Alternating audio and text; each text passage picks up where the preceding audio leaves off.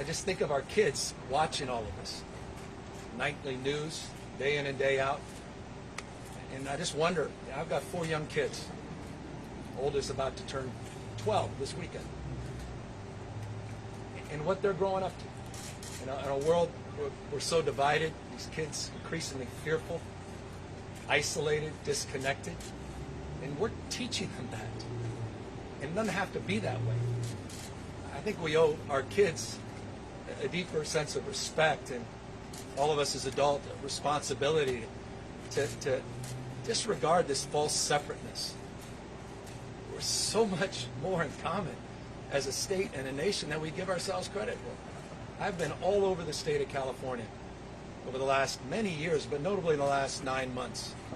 Conservative parts of the state, progressive parts of the state, folks that I know were going to vote no, and folks that I knew were going to vote yes on this recall, and turned out to do just that.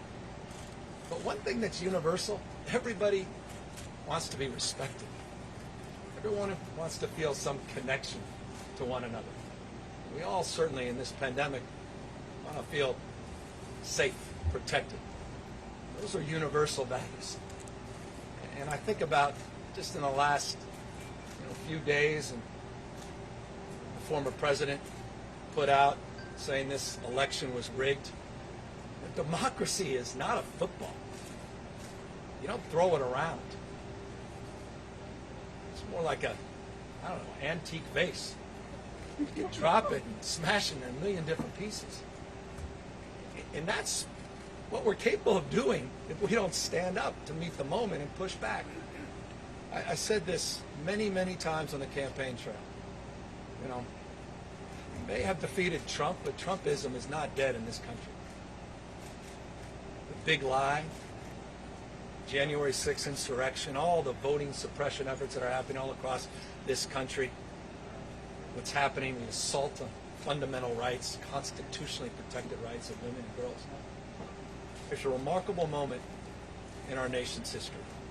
But I'm reminded of something, a few decades ago someone told me when describing a difficult and challenging moment, said, the world is too small, our time is too short, and our wisdom is too limited to win fleeting victories at other people's expenses. And he went on to say, we must all triumph together.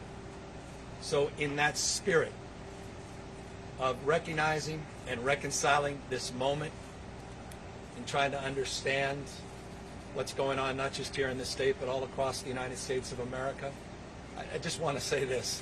Tonight, I'm humbled, grateful, but resolved in the spirit of my political hero, Robert Kennedy, to make more gentle the life of this world.